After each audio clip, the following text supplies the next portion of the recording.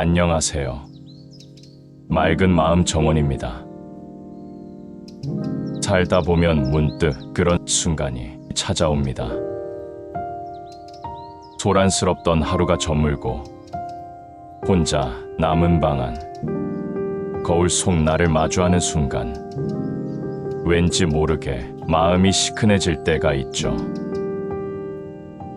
아무 말도 하지 않았는데 눈시울이 뜨거워지고 나는 왜 이럴까 라는 말이 속으로 몇 번이고 메아리 칩니다. 이렇게 우리는 조용히, 아주 조용히 자기 자신을 미워하기 시작합니다. 실패했기 때문에, 부족하기 때문에, 사랑받지 못했다고 느끼기 때문에. 하지만 부처님께서는 그런 우리를 향해 이렇게 말씀하셨습니다. 자기 자신을 사랑하지 않는 자는 다른 이의 사랑도 받아들이지 못한다. 오늘은 이 말의 깊은 뜻을 따라 자존감이라는 마음의 꽃이 피어나는 길을 부처님의 가르침과 함께 천천히 걸어가 보려 합니다. 어느 날 한 제자가 스님께 찾아왔습니다. 스승님, 저는 요즘 자꾸 제 자신이 초라하게 느껴집니다. 주변 사람들과 비교하며 자꾸만 작아지는 마음을 어쩌지 못하겠습니다. 왜 이렇게 자존감이 낮아지는 걸까요? 그날도 제자는 어두운 얼굴로 스승을 찾아왔다. 마음속에 구겨진 종이처럼 뭉쳐진 감정들이 눈가에 스며 있었고 목소리에는 무게가 실려 있었다. 스님은 고요한 미소를 머금은 채 말없이 차를 따라 제자 앞에 내밀었다. 작은 찻잔 사이로 피어오르는 김처럼 말없는 시간이 잠시 두 사람 사이를 채웠다. 자네는 예전에 연꽃이 피는 연못을 보며 한참이나 감탄하던 적이 있었지.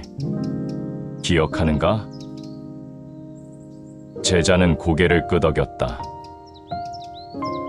그 연못 가장자리에는 진흙도 많았고 썩은 잎도 떠 있었지. 하지만 그 위에 핀 연꽃은 누구도 흠잡을 수 없을 만큼 고왔네. 그 연꽃은 자신이 진흙 위에 피었음을 부끄러워하지 않았네. 오히려 그 진흙이 있었기에 자신이 더욱 빛날 수 있었음을 알고 있었지. 스님은 잠시 말을 멈추고 찻잔을 들어 한 모금 마셨다. 그리고 천천히 말을 이었다. 자존감이 낮다는 건 연꽃이 스스로를 진흙으로 여기는 것과 같네. 자네는 연꽃이야. 그 위에 피었는데도 자신을 진흙으로 착각하고 있는 것이지. 제자의 눈이 조금씩 동그라졌다. 마음속에 무겁게 자리한 돌덩이 하나가 스르르 굴러내리는 듯한 느낌이었다. 며칠 뒤 제자는 다시 스님을 찾았다. 이번에는 맑은 얼굴이었다. 그러나 눈빛 속엔 여전히 질문이 남아 있었다. 스승님, 제 마음을 연꽃처럼 바라보려고 노력하고 있습니다. 그런데도 가끔 남들이 제게 던지는 말이나 시선에 다시 흔들립니다. 누군가는 저를 여전히 부족하다고 말하고 저는 그런 말을 들을 때마다 마음이 무너집니다. 그럴 땐 어떻게 해야 할까요? 스님은 조용히 고개를 끄덕이며 손에 들고 있던 조약돌 하나를 제자에게 건넸다. 그것은 오랜 시간 물에 씻겨 둥글게 다듬어진 돌이었다.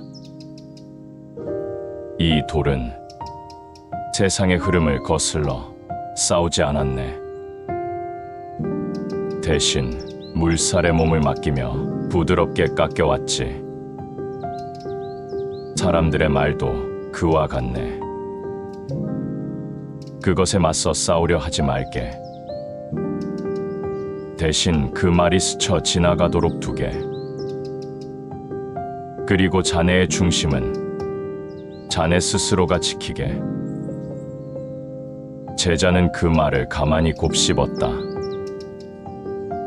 스님의 눈빛은 여전히 따뜻했고 그 속엔 굳건한 연민이 담겨 있었다. 사람들의 말은 바람 같네. 때론 차갑고 때론 따뜻하지. 하지만 바람이 지나가고 나면 나무는 다시 자기 자리에 서 있는 법이지. 중요한 건 자네가 뿌리 내린 그 마음일세. 자비와 자각으로 단단히 내린 그 뿌리는 쉽게 흔들리지 않네. 그날 제자는 스님의 말을 마음에 깊이 새기며 조용히 고개를 끄덕였다. 아직 갈 길은 멀지만 이제는 바람에도 쓰러지지 않는 자신이 되어가고 있다는 것을 어렴풋이 느낄 수 있었다. 사람들은 때때로 남들과의 비교 속에서 자신을 놓치곤 하네. 남보다 늦게 피는 꽃도 있고 일찍 시드는 꽃도 있지. 하지만 피는 시기가 다를 뿐 그 꽃이 피어난 순간은 모두 귀하고 아름답네. 자신을 낮춰 생각하지 말게. 자네는 자네가 피어날 그 때를 향해 걸어가고 있는 중일 뿐이네. 제자의 눈에 고요한 물결이 일렁였다.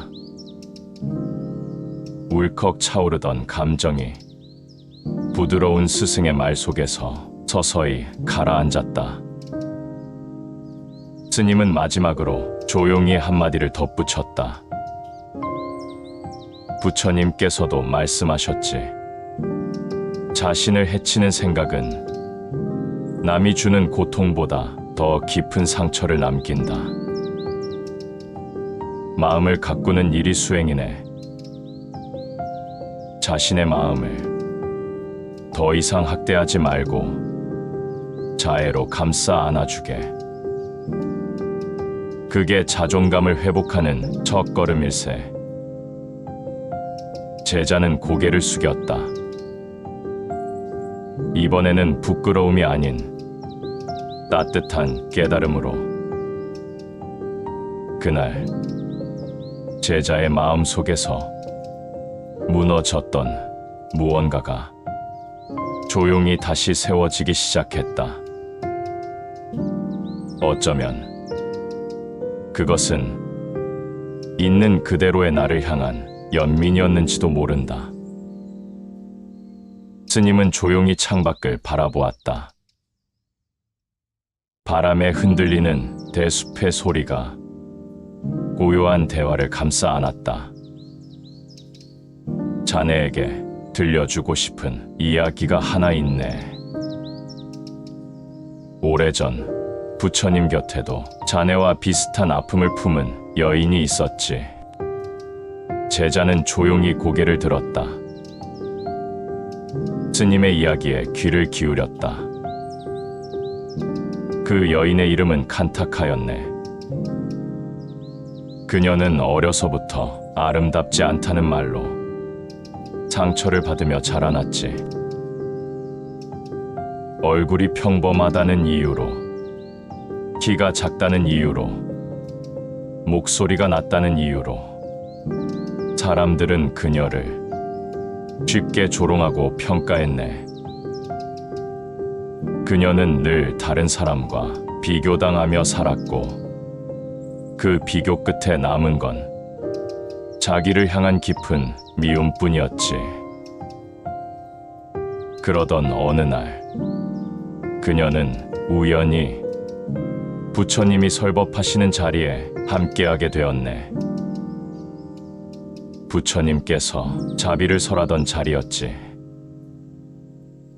그녀는 설법을 들으며 눈물을 흘렸네. 그리고 다 끝난 뒤 사람들 사이를 뚫고 부처님께 조심스럽게 다가가 말했지. 저는 제 자신을 사랑할 수 없습니다. 다른 사람과 비교하면 부족한 것 투성이니까요. 스님은 잠시 말을 멈추고 제자의 눈을 바라보았다. 부처님은 그 여인을 조용히 바라보시고는 이렇게 말씀하셨지. 연꽃은 물 위에 피어난다. 어떤 꽃은 크고 화려하고 어떤 꽃은 작고 소박하다. 하지만 그것이 피어난 그 순간 어느 것도 덜 귀하지 않다. 자네가 느끼는 부족함은 세상이 만든 잣대일 뿐이네. 그 잣대를 놓아야 진짜 자네를 볼 수 있지. 스님의 말에 제자는 천천히 고개를 끄덕였다. 이미 스승의 이야기를 통해 자신의 마음속에도 조용한 울림이 번지고 있었던 것이다. 간탁하는 그날, 처음으로 자신의 손을 조용히 바라보았다고 하네. 작고 거칠지만 늘 남을 위해 움직였던 손, 그 손이 부끄럽지 않다는 것을 처음으로 느꼈다고 하지. 스님은 다시 한 모금의 차를 마셨다. 자네도 자네 손을 바라보게. 남들과 다를 수 있지만 그것이 자네가 덜 귀하다는 뜻은 아니네. 자네는 자네 나름의 고귀함을 지니고 살아온 것이지. 남과 비교해 내 가치를 재려는 순간 마음의 중심은 흔들리게 되어 있네. 수행이란 그 흔들림을 알아차리고 다시 중심으로 돌아오는 일이네.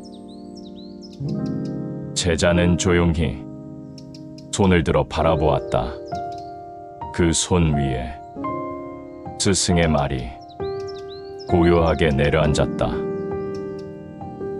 스승님, 저는 이제야 조금 알 것 같습니다. 제 손이 부족하다고 느꼈던 건 제가 남의 손을 들여다보느라 제 손의 따뜻함을 보지 못해서였던 것 같아요.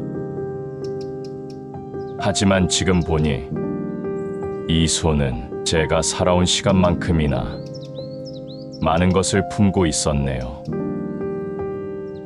스님은 부드럽게 웃으며 제자의 말을 받아주었다. 그렇지. 자네의 손에는 자네의 인내가, 자네의 아픔이, 자네의 사랑이, 그리고 무엇보다 자네의 삶이 담겨 있지. 그 손이 바로 자네의 증거네. 누구와도 바꿀 수 없는 자네만의 연꽃이 피어난 자리이지. 그 말에 제자는 고개를 끄덕이며 조용히 눈을 감았다. 마음 한 구석, 오랫동안 차가웠던 자리에 따뜻한 바람이 불어오는 듯했다. 그래, 남의 꽃이 아무리 화려해도 자네가 피워내는 꽃은 자네만의 향을 가졌다는 것을 잊지 말게. 그리고 그 향은 스스로를 사랑하는 마음에서 더욱 깊어지는 법이지. 스님은 그제야 부드럽게 웃었다. 우리는 모두 제각기 다른 시간을 살아가네. 부처님도 제자들에게 늘 말씀하셨지. 길게 타오르는 등불도 있고 짧게 타오르는 등불도 있다. 중요한 건 그 불빛이 누구에게 어떤 따스함을 전했느냐 하는 것이네. 자네의 불빛도 언젠가 누군가의 어두운 길을 밝혀주게 될 걸세. 그 말에 제자는 말없이 눈을 감았다. 스승의 이야기가 그 마음 안에서 천천히 내려앉아 조용히 숨쉬고 있었다. 며칠 후 제자는 다시 스님의 처소를 찾았다. 이번엔 손에 작은 연잎 하나를 들고 있었다. 스승님, 저 그 연잎을 보고 마음이 움직였습니다. 그 위에 맺힌 빗방울 하나가 꼭 저 같더군요. 작고 연약하지만 그 자리에 조용히 머물며 스스로 빛나고 있었어요. 스님은 그 모습을 조용히 바라보며 고개를 끄덕였다. 그래, 자네는 이미 스스로를 보기 시작했네. 그리고 그것이 수행의 시작일세. 제자는 작은 연잎을 물 위에 띄웠다. 연못 위에서 천천히 떠내려가는 그 잎처럼 오랜 시간 마음속에 맺혔던 비교와 자책도 조금씩 흘러가기 시작했다. 사랑하는 여러분, 우리는 살아가면서 종종 있습니다. 내가 얼마나 귀한 존재인지, 내 마음이 얼마나 깊은지를 다른 이의 말 한마디에 마음이 무너지기도 하고 거울 속 자신의 얼굴을 애써 외면하게 되는 날도 있습니다. 나는 왜 이렇게 부족할까? 다른 사람들처럼 되려면 얼마나 더 노력해야 할까? 그런 생각들이 마음을 짓누르곤 하지요. 그러나 그럴 때마다 조용히 마음속에 피어난 연꽃 하나를 떠올려 보세요. 진흙 속에서 피어나는 연꽃처럼 우리는 상처와 아픔을 지나며 조금씩 아름다워지고 있다는 것을. 부처님께서는 이렇게 말씀하셨습니다. 자기 자신을 사랑하지 않는 자는 다른 사람의 자비도 이해할 수 없다. 이 말은 단순히 자신을 아껴야 한다는 뜻이 아닙니다. 나를 존중하고 나의 고통을 알아주며 스스로에게 자비를 베푸는 사람이 되어야 한다는 뜻입니다. 그것이 바로 진정한 자비의 시작이며 그 자비가 세상으로 흘러나가는 문이 됩니다. 옛날 부처님 곁에 한 제자가 있었습니다. 그 제자는 항상 다른 사람과 자신을 비교하며 괴로워했습니다.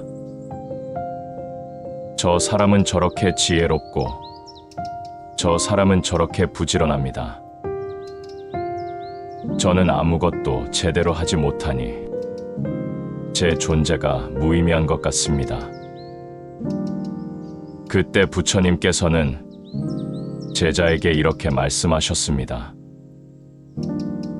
연꽃은 수련을 부러워하지 않는다.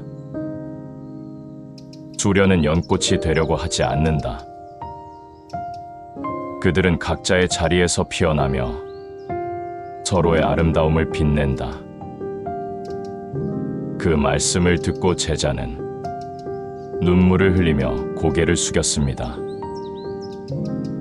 자신을 사랑하지 못하는 마음, 그 마음속 깊은 곳에는 비교라는 그림자가 있었던 것이지요. 사랑하는 여러분, 우리는 누구나 다릅니다. 걸어온 길이 다르고 견뎌온 고통이 다르며 지금 피워내는 꽃도 각자의 향기를 지니고 있습니다.